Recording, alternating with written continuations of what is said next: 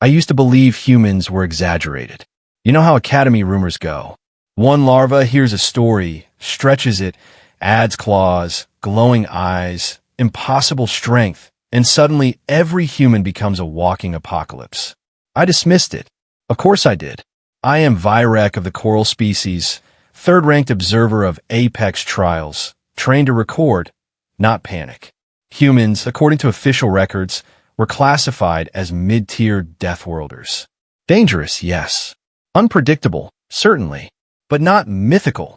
That belief lasted exactly 12 seconds after I met Luma Hale.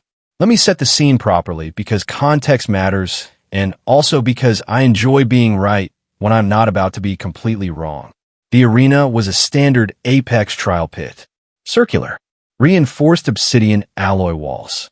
Gravity set to 1.4 standard, just enough to make most species slightly uncomfortable. The sand below was not sand, by the way. It was crushed bone composite. Tradition. The audience loved tradition. It reminded them that failure had consequences. Across from us stood the apex champion. Name, Drazek. Height, 3 meters. Mass, absurd. Skin plated. Temperament, enthusiastic about violence. Drazek raised his blade, a curved thing the size of a small shuttle wing. He roared, naturally. They always roar. Is practically in the job description. I leaned toward my colleague, Rin. This will be brief, I said. Rin flicked his antenna. Define brief. 3 strikes, I replied. 4 if the human is decorative. We both laughed. Quiet, professional laughter. The kind you do when you are confident in your prediction. Then the human stepped forward. Luma Hale. Small. That was my first observation. Compared to Drazek, she looked like a misplaced child. No armor. No visible enhancements. Just a fitted combat suit, scuffed boots, and a smile. Yes, a smile. She cracked her neck. Actually cracked it. I heard it from the observation deck. Okay, she said, voice calm, almost bored. Big guy, you go first. I'm feeling generous. I blinked. Rin blinked. The entire arena paused. Drazek did not pause. Drazek did not understand sarcasm. Drazek only understood violence and applause. So he charged. Now, here's where things should have gone predictably. Mass plus velocity equals devastation. That is basic physics. When something that large moves that fast, smaller things cease to exist. Except, Luma did not cease. She stepped forward. Forward. Is she? Rin started. Stupid. I finished. Drazek swung his blade. A full arc perfect execution. The kind that splits armored beasts in half. The kind we had recorded 100 times. And then something impossible happened. Luma disappeared. Not literally. She did not teleport. That would have been easier to explain. No. She moved. Fast. Not even fast, actually efficient. One step, a twist, a drop of her shoulder, and suddenly she was inside the arc of the blade. Inside it. I leaned forward so hard my seat protested. Ow! She drove her fist into Drazek's side. Now, let me clarify something important. Humans are not supposed to damage Apex-class organisms with bare hands. That is not an opinion. That is data. And yet, there was a sound. A wet, sharp crack. Drazek's roar cut off mid-note. His body jerked. The blade missed Luma entirely and carved a trench into the arena floor. Silence. Pure, beautiful, impossible silence. Luma stepped back, shaking her hand like she had just tapped something mildly annoying. Yeah, ribs, she muttered. You guys always skip core training. I turned to Rin. Rin turned to me. We did not laugh. Drazek staggered. He did not fall. Not yet. Apex champions do not fall easily. Pride alone keeps them upright longer than logic would allow. He turned. Slowly. Very slowly. His eyes locked onto her. Good, I thought. Now the real fight begins. Luma rolled her shoulders. Round 2, she asked. There was that smile again. Drazek screamed. Not a roar. A scream. Anger. Pain. Humiliation. All mixed into one very loud declaration that he was about to correct the universe. He attacked again. Faster this time. No theatrics. Just raw force. Luma moved. Left. Right. Down. Up. Each motion was minimal, efficient, almost lazy, like she was bored. Too slow, she said. Drazek swung. Too wide. He lunged. Too angry. You're telegraphing everything, big guy. I felt something unfamiliar crawl up my spine. Not fear. Not yet. But doubt. This was not in the records. This was not in the simulations. This was wrong. Drazek adapted. To his credit, Apex champions do not survive by being predictable. He changed tactics. Shorter strikes. Faster recovery. He even tried to feint. Luma laughed. Actually laughed. Oh, there we go. You learned something. Then she slipped again. Inside his reach. Close. Too close. Her hand shot out. Not a punch this time. A grab. She caught his arm mid-swing. Now pause. A creature weighing 1/10 of another does not stop that kind of momentum. That is basic physics again. And yet, she did. For a fraction of a second, the entire arena seemed to hold its breath.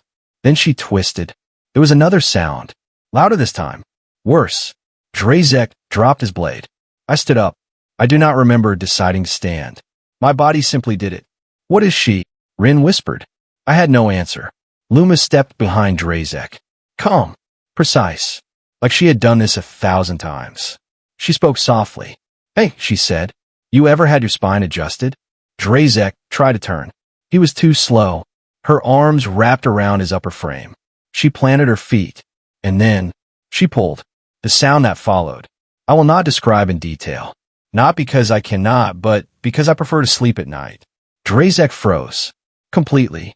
His massive body went still. Luma let go. He collapsed. Not dramatically. Not with a roar. Just down. Like a structure that had suddenly forgotten how to be upright. Silence returned. No cheers. No movement. Just the quiet understanding that something had gone very, very wrong with our understanding of reality. Luma exhaled. Okay, she said, looking up at us. Who's next? That was the moment I realized the rumors had not been exaggerations. They had been warnings. And we had laughed. No one answered her. You would think an arena filled with thousands of spectators would react. Panic. Applause. At least one dramatic fainting. That is standard behavior. Instead, nothing. Just silence. The kind that presses against your ears and makes you suddenly aware of your own breathing. I realized, with some discomfort, that I had stopped breathing. Rin nudged me. Hard. Say something, he hissed. I am an observer, I whispered back. Not a volunteer for extinction. Below us, Luma stretched her arms like she had just finished a light exercise session. I mean it, she called. You guys dragged me all the way out here. Don't tell me that was the main event. That's just rude. Her tone annoyed. Not angry. Not proud. Annoyed. That was worse. A figure finally moved in the upper command tier. Overseer Crawl. Tall, composed, very invested in maintaining the illusion that everything was under control. He leaned toward the broadcast node. Human, he said, voice amplified across the arena. You have completed the trial. Luma tilted her head. That's it, she asked. One guy. Yes, Crawl replied, a fraction too quickly. The Apex champion has fallen. By our laws, you are. Yeah, victorious, honored, probably get a shiny badge, she cut in. Cool. But that felt like a warm-up. I felt Rin's grip tighten on my arm. Warm up, he whispered. I did not respond. I was busy reconsidering every life choice that had led me to this seat. Crawl paused. You could see the calculation behind his eyes. The audience expected a show. The sponsors demanded spectacle. And now, the human was asking for more. Dangerous combination. There are additional trials, Crawl said carefully. However, they are not designed for a single combatant. Luma grinned. Oh good, she said, because I get bored fighting one thing at a time. I heard someone behind me drop a recording device. Crawl hesitated. That hesitation cost us, because someone else spoke. Deploy the pack. The voice came from a lower command channel. Sharp, eager, stupid. I did not even need to turn to know who it was. Supervisor Talon, known for ambition, also known for surviving situations he should not have. Until now, Crawl's head snapped toward him. That is not. Spectacle, Talon said, smiling. The audience wants spectacle. The audience, to their credit, began to murmur. Not excited murmuring. concerned murmuring. The kind that says, perhaps we have made a mistake. Too late. The gates opened. You have never truly understood fear until you have seen a pack-class predator unit enter an arena together. 6 of them. Lean, fast, coordinated. Their kind did not roar. They did not announce themselves. They hunted. Even Drazek would have struggled against one. 6? That was not a trial. That was execution. I leaned forward again, but this time, not out of curiosity. Out of dread. In this, I muttered, please just end this. Below, Luma watched them enter. She did not move immediately. She just looked, counted. 1, 2, 3, 4, 5, 6. Then she sighed. Oh, come on, she said. You guys don't do pacing, do you? The first predator lunged. Fast. Blindingly fast. Luma moved. Not back. Forward. Always forward. She ducked under the first strike, pivoted, and drove her elbow into its neck. A clean hit. Efficient. The creature dropped before it even understood what had happened. 5 left. The second and third came together. Smart. Coordinated. Luma grabbed the second mid-leap, used its momentum, and slammed it into the third. Bone met bone. Both went down in a tangle of limbs. For left. I realized something then. She was not reacting. She was controlling. Every movement, every step deliberate, like she was guiding them into failure. Is she playing? Rin asked. Yes, I said, my voice very small. We are the game. Another predator circled behind her. It almost got her. Almost. She turned at the last second, caught its jaw, and with a sharp motion redirected it into the arena wall. The impact echoed. 3 left. The remaining pack hesitated. That was new. Pack predators do not hesitate. Luma straightened. Good, she said. Now you're thinking. She gestured with her hand. Come on. All at once. I don't have all day. I heard someone in the stands whisper. What is wrong with her? I wanted to answer. Everything. And nothing. The last 3 attacked. Together. Perfect synchronization. For a moment, it almost looked dangerous. Then Luma stepped between them. One motion. One fluid, terrifying motion.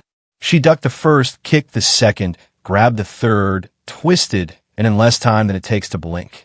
It was over. Bodies hit the ground. Silence returned. Again. But this time, it was different. This was not confusion. This was understanding. Luma stood alone in the arena, breathing steady. Not even tired. She looked up at us. You done? She asked. No one answered. Because what could we say?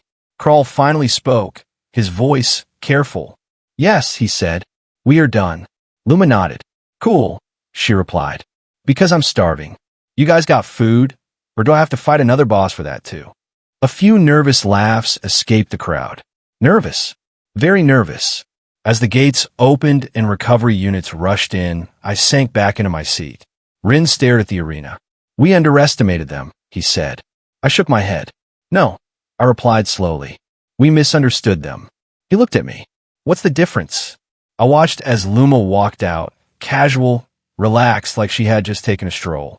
The first implies error, I said. The second implies we never had a chance to understand in the first place. Rin was quiet for a long moment. Then softly he asked, what do we do now? I considered that.